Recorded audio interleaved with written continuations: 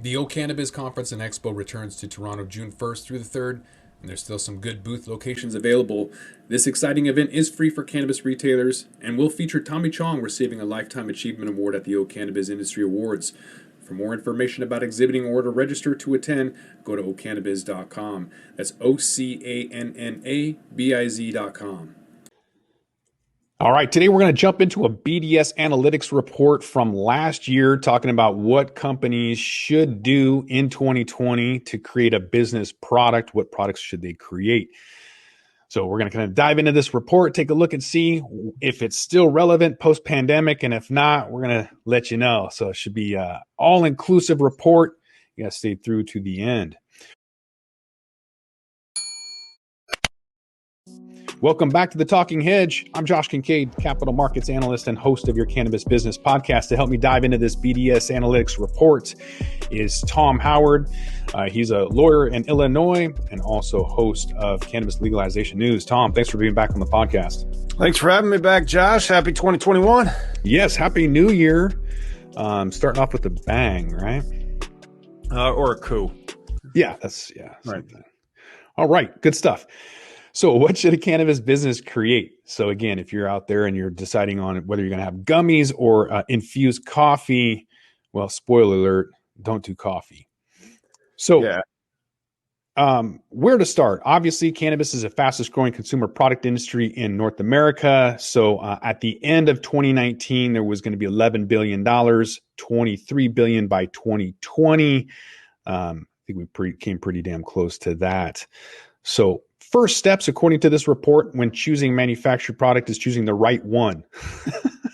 So by the end of this, you're going to understand key risks and opportunities that are going to be in all areas of branded cannabis. You're going to become familiar with the range of products on the market today, and you're going to learn about select areas of branded cannabis that are expanding, as well as encountering data that highlights important trends, like concentrates. So obviously a big seller right here. Concentrates the fastest growing and biggest cannabis category, far surpassing flower, edibles, and topicals in terms of sales expansion. Last year in California, Oregon, Colorado, and Arizona alone, consumers spent $1.3 billion on concentrates. And with $1.3 billion in sales in the States through the first 3 quarters of 2018 of last year, could easily reach $2 billion. So definitely one of those things like live rosin, all those things picking up. They are.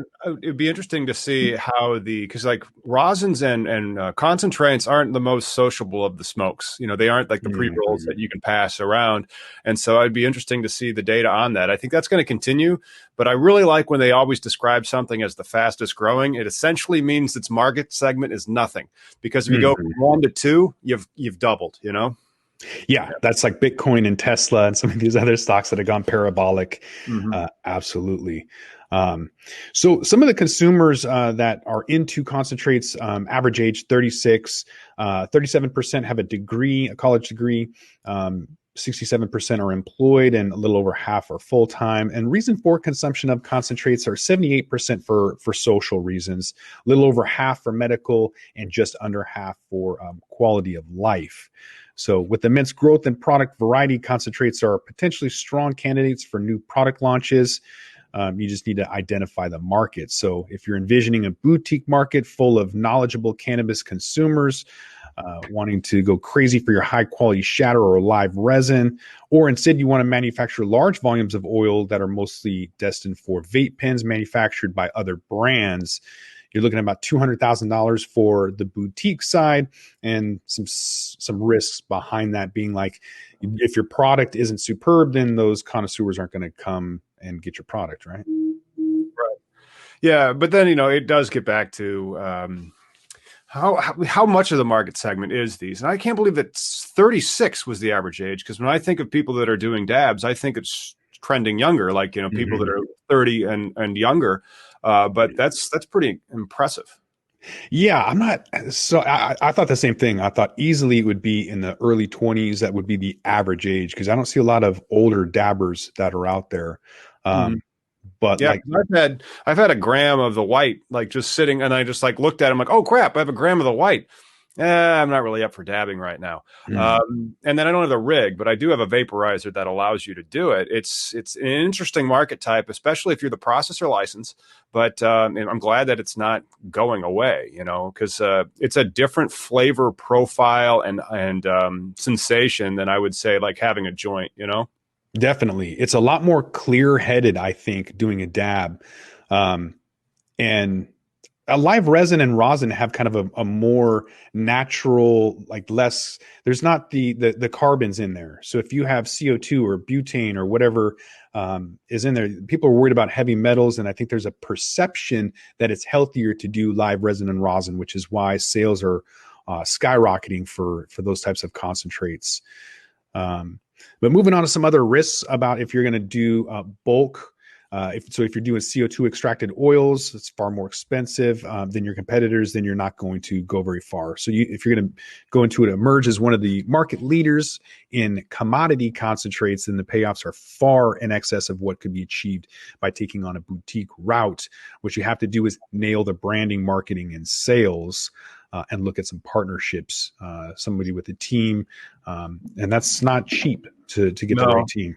Think about how long it takes for you to create that network of possible consumers, especially when you're just a brand coming onto the market. I mean, people have to taste your product and then they have to tell somebody about it. And then people have to like you on Instagram. And so you see some of these brands that are coming out and they might already have 40 to 60,000 people or more on Instagram.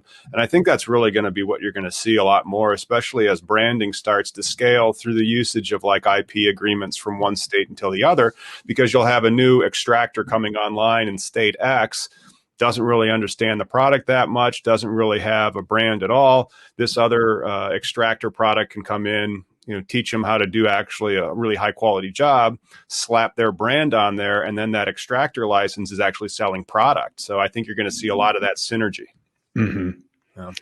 Absolutely. And you got to crush it with your supply chain as well. So taking a look at the glossary of vape, vaping with vape pens, you have wax, a pliable form, live resin, that involves storing and extracting frozen cannabis, and then shatter, which is not my favorite because it shatters everywhere and I'm frugal. So there you go. But total sales, $1.26 billion in total category sales concentrates. And this is just Arizona, California, Oregon, and Colorado from January to September of 2018. So this is before even the huge ramp up. I'm sure these numbers have doubled more than that. At least. I mean, you need supply to be able to really do concentrates. And so Illinois doesn't have a very good supply. Michigan, I'm sure concentrates are probably really taking off because their supply is coming up to where it is more on the West Coast.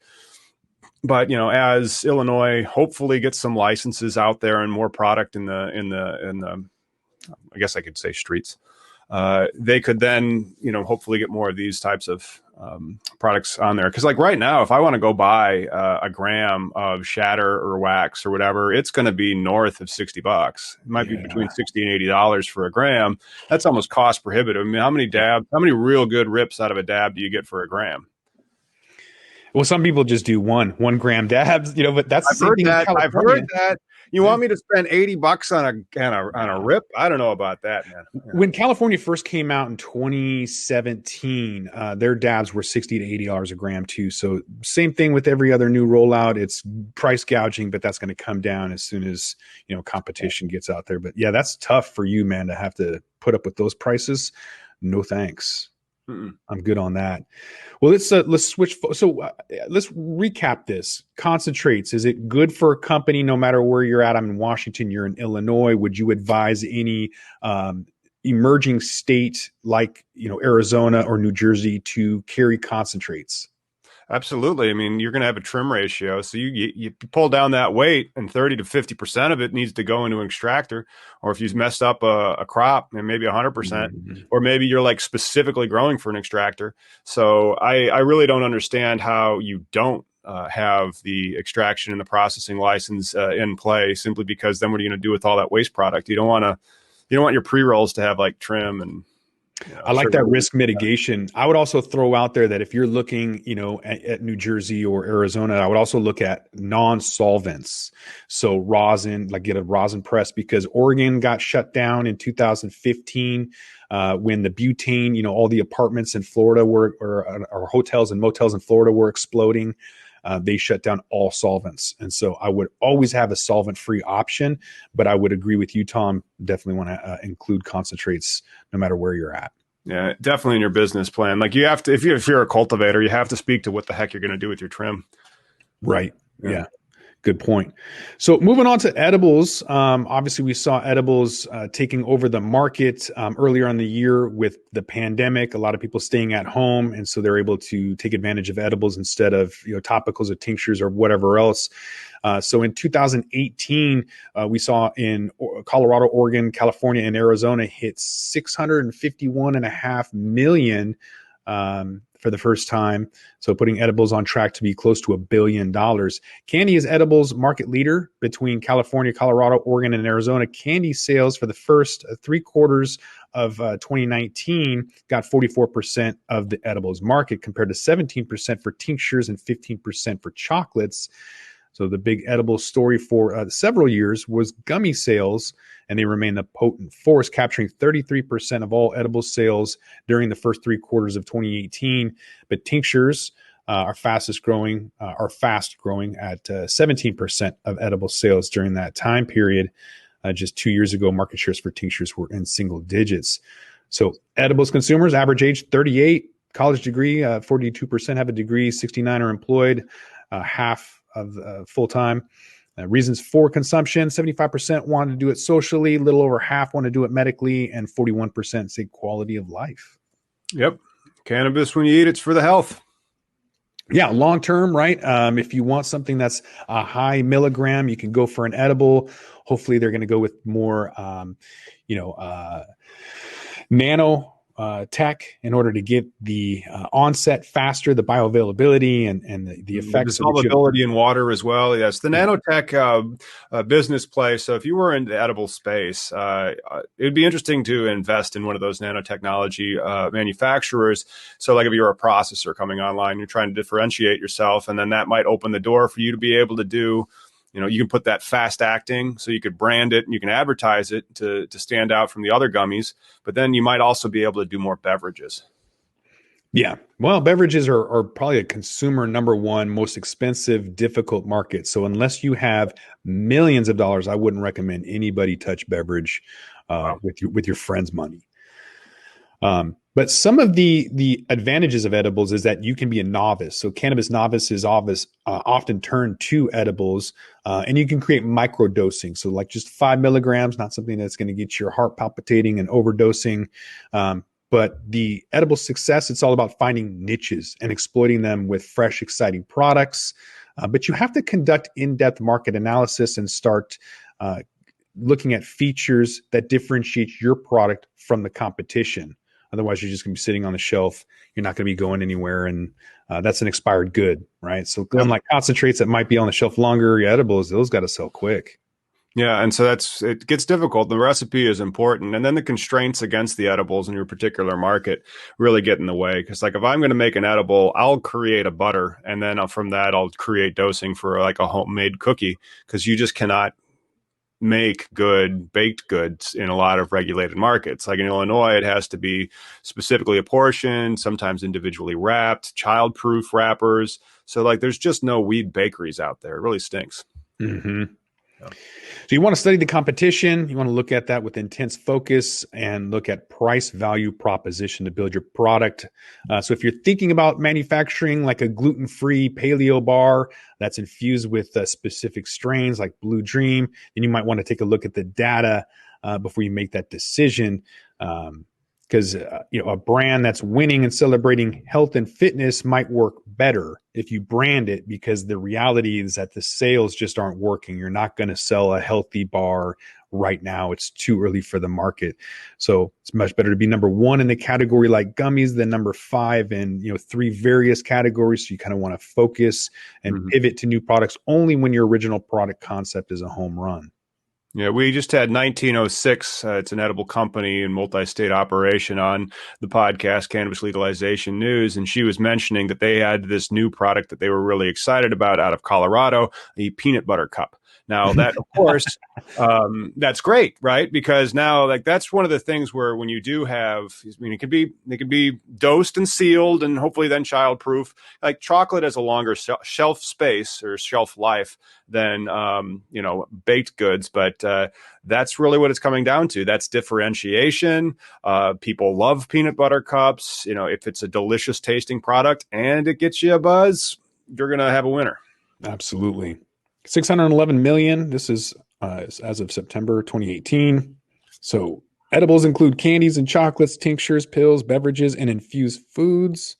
But again, like I mentioned before, I would stay away from beverages. It's way too expensive, entirely way too competitive. We've seen Canopy write off $3 billion and Aurora write off $1 billion. And probably a lot of that has to do with beverage manufacturing. But nevertheless, I would definitely recommend including edibles no matter where you're at, because a lot of people will go and buy them, especially on a Friday between hours of 3 and 5. A third of all edibles sale between that window in Washington State. So yeah, and if you can get the license, like in Illinois, the craft grower comes with an infuser license. And so you have the license to create the edibles, and then you have the trim.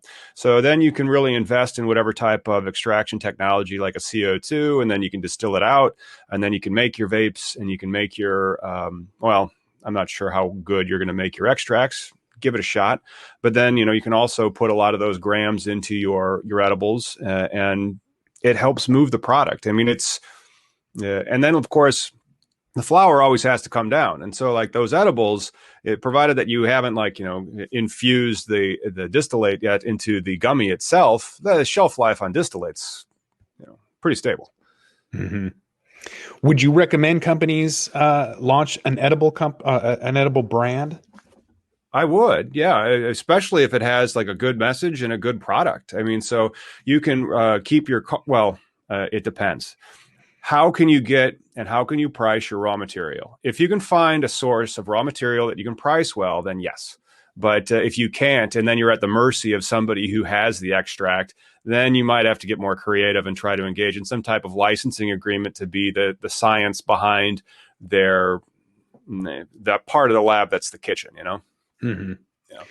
Yeah, I anticipate that the edibles market is going to mature and that there's going to be just everything out there as normal. It's going to take some of the commodity pricing to come down, more affordable, but we're already seeing isolate kilo prices at $600. What? Yeah, it used to be 18,000 in 2018 for water soluble CBD, for example, and then now you're seeing CBG kind of following that same thing. It's crashing a lot faster than CBD did. Wow. So that's good.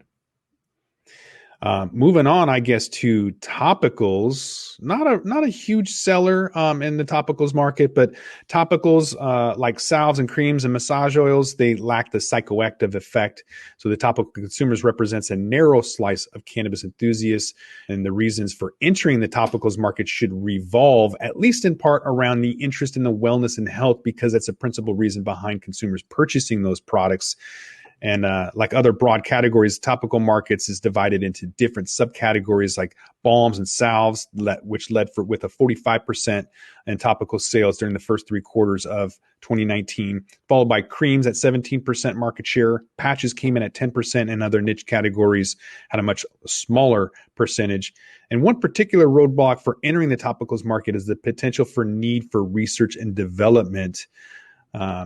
So it looks like the market is relatively small, 59 million in sales during 2017 for California, Colorado, Oregon, and Arizona, and less than 2% of last year's overall nearly $5 billion market. I guess that was for 2018.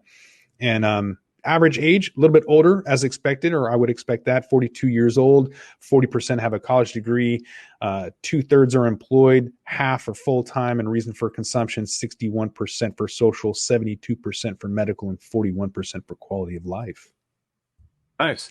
Now, like the topicals, I think, is more of a play for your CBD, or the cannabinoids aren't really, they don't absorb in the skin. At least that's what I've read and been reported on. If you tune into next week's cannabis legalization news, we'll have Dr. Russo on him. Maybe I'll ask him this: why does CBD seem to absorb more readily into the skin than THC?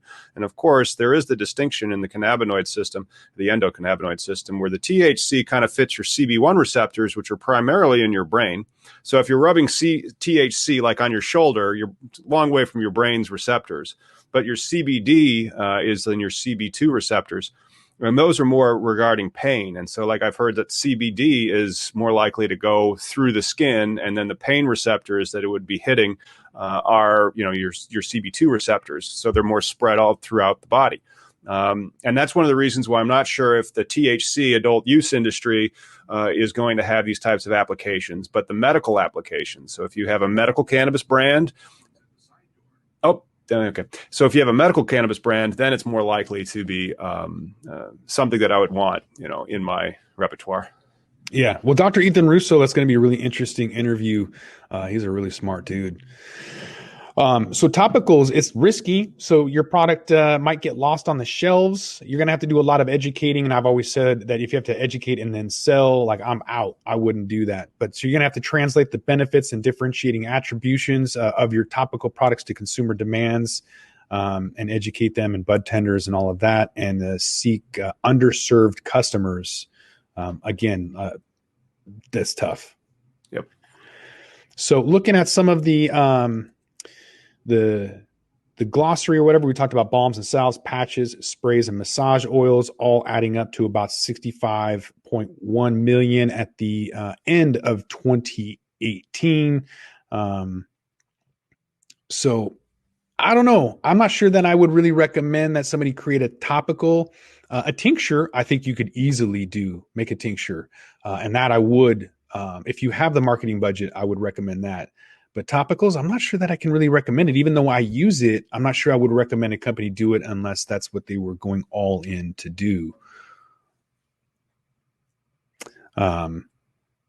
So some of the issues with that, because again, you might be sitting there waiting for sales. And if the sales don't happen, you might have an issue. If your products contain THC, that's also an issue. Hot hemp was an issue for a lot of people that were buying that. And so just all in all, an issue. I think it's less popular for topicals.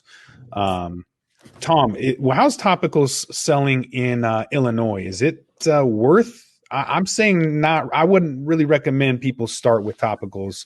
I wouldn't. If I had a THC license, wouldn't go near topicals. If I had a CBD license, I would absolutely go near topicals. I have two. One was $60, and it's a 1-to-1 THC CBD blend that I got from the dispensary. And the other one has 500 milligrams of CBD. The one that I got from the dispensary, because it's regulated, is capped at 100 milligrams of each. And so you can buy stronger, better CBD infused salves from like a farmer's market from a producer of locally grown hemp. So if you are in the hemp licensed business, do it. Definitely. Yeah, because then you can hit all of those underserved people, whoever need it. But if you're trying to reach the masses, going to an underserved market is, your margins are really, really small. Your sales are small. So this is about kind of trying to get to as many people as you can. If you're focused, like you said, Tom, absolutely. Otherwise, I think you're going to probably end up not generating the revenue to stay in business long term. This is a play. This is a big play. This is like getting into beverages, in my opinion. You need a lot of money to stay in business long term if you're going to make topicals. All right. So basically, that's about it. In conclusion, your research is essential. Data is key. With concentrates, go big, or the boutique route, or so both concentrates with you go big with boutique or the wholesale market, either way. Most leading brands today began their journey with data-backed decision-making and followed it up with quality production and smart marketing. So edibles, we talked about the consumer branding bonanza. Topicals are from another planet because they're not THC. What are we missing, Tom? Let's talk about how the database decisions actually get made. So if you're trying to get into this industry, data very often is hard to come by, especially if you don't have any operational knowledge in it. And then you'd be like, okay, well, I want to do something based on a fairly smart play. Who are some data providers that you would go to then crunch the numbers and create a brand or a product? There's BDSA. I think we're going over there. Isn't this one of their publications right now? This is, yeah. And then after BDSA, I think that was a merger actually of two different publications. So after that, there's another company out of Chicago, that the Brightfield Group. I think what they do is they scrape all the websites for like the 6,000 cannabis brands that are out there, especially the ones that are, because a lot of dispensaries put their menus, and then those are dynamic. So the menus are always going off, and then they'll just kind of track that to see what data is moving. Now they're going to try to sell you that for a pretty penny. It'll be a lot of pennies, but Headset's going to charge you $18,000 a month if you want to track all of California's data. I don't know if you need to, but $18,000 a month is a pretty penny for just an individual business. But then again, California is equivalent to the world's top or fifth revenue generator in terms of GDP. Gross domestic product. So huge state, but it's nonetheless it's expensive to get all of that data. So that's one of the things that actually happens. And so like if you're going to try to make that type of smart money bet, that's fine. You're going to have to be spending a little bit more money on the front end to get that data, to be able to have that back end smart money bet. What I would recommend you do then is after you have gotten that data and raised those money for that, you put that like in your pitch deck or your offering statement. And that's one of the things that's a distinguishing feature from you from all your other competitors. It's like, no, we actually bought this data, sign here, here, and here, and all the NDAs. We'll hint at it, but we're not going to tell you about it until after you've invested, Right. Yeah. And if you're doing something that's expensive, like creating soda, I would absolutely recommend that you look at granular data, because you want to look to see based on zip code, what flavors people are buying. You want to have a certain flavor for hipsters or a certain flavor for other communities. You want to really make sure that your inventory profile is set and optimized, and you're able to not carry too many products. If 80% of your business is one flavor, then why are you making 29 other flavors just for that 20% of sales? Those are the types of things that data can kind of really help you to figure out and streamline. Very true.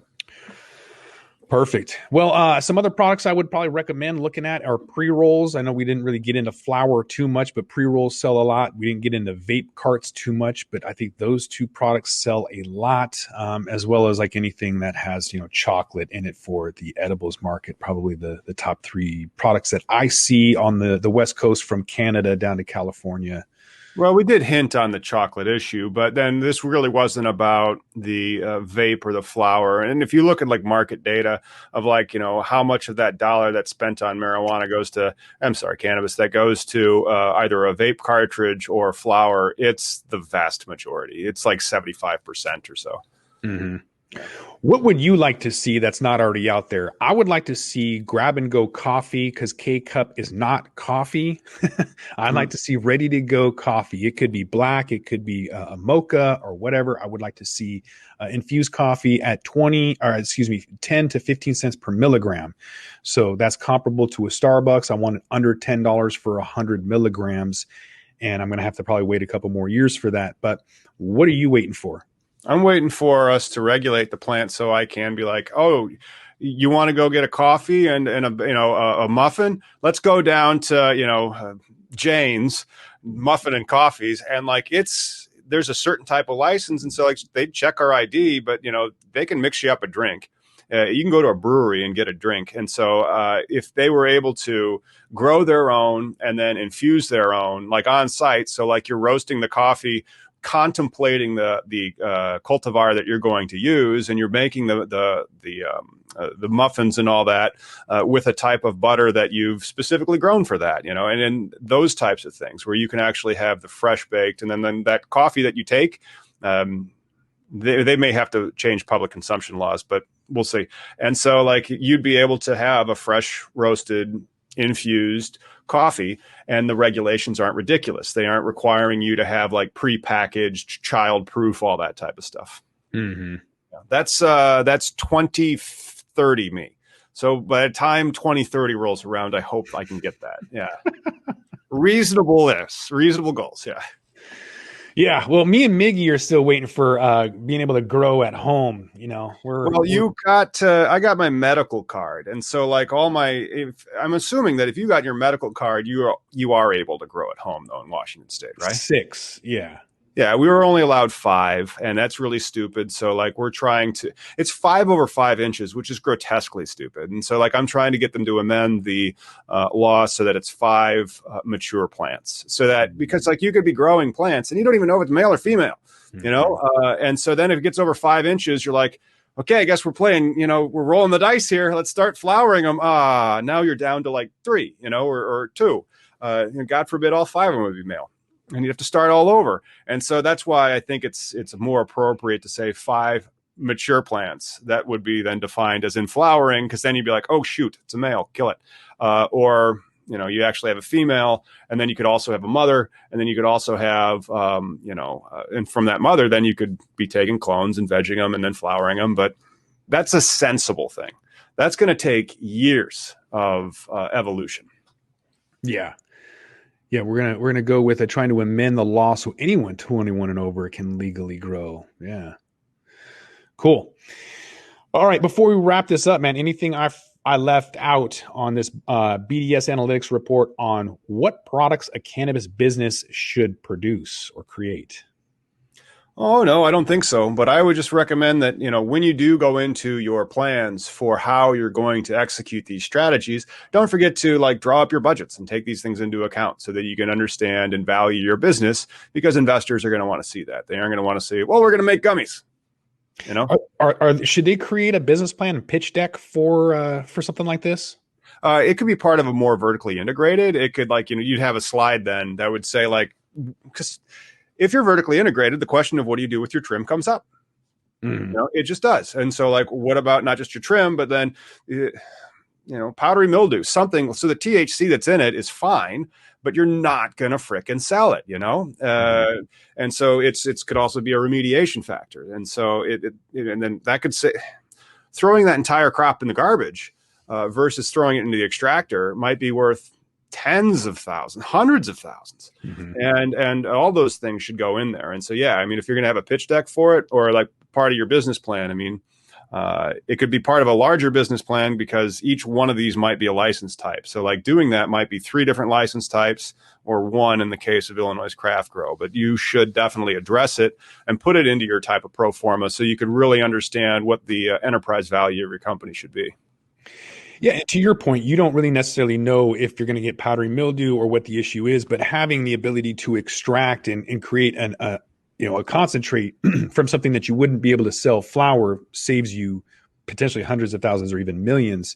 Not only that, though, we've seen a lot of fires. And so in 2018 was the first case we saw with the fires in Eastern Oregon blowing mold spores through filters and causing a lot of that flower to come up positive with bacteria and mold from testing.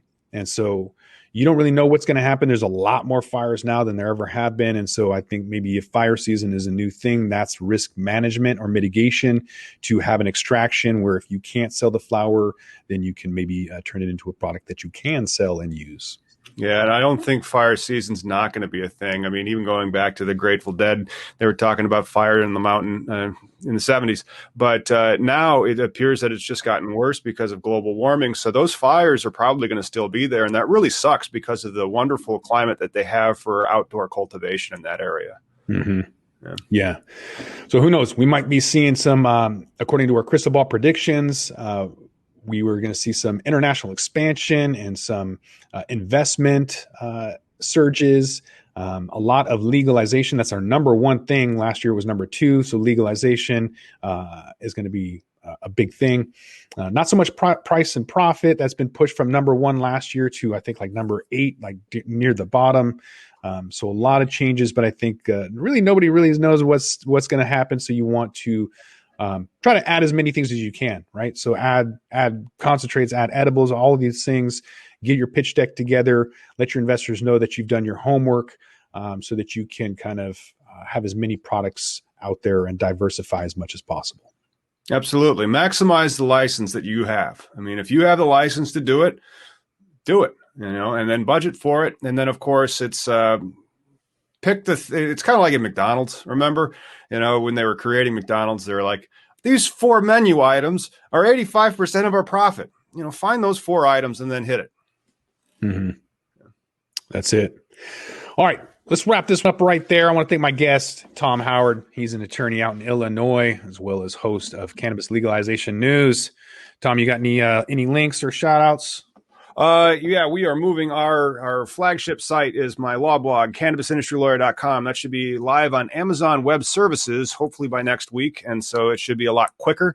And then Cannabis Legalization News is getting a refresh. And so we actually take some of Josh's most popular videos from the week, and then we do an article on that. We throw that onto cannabislegalizationnews.com. So go over there and subscribe to our newsletter. Yes. All right. I want to thank Tom Howard.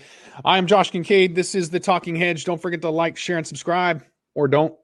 And I'm out. Don't forget to smash that like button on your way out and check out these other videos that we've got.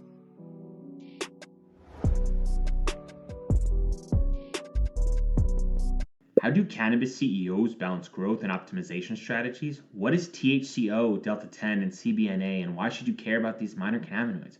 And why isn't the endocannabinoid system covered in medical school? Most people think they're up to date in trends in the cannabis industry, but they're about 6 weeks behind. Learn about what is truly next in the cannabis space by joining myself, Brian Fields, and Kellen Finney every week on the Dime Podcast, and of course, on PodConnects.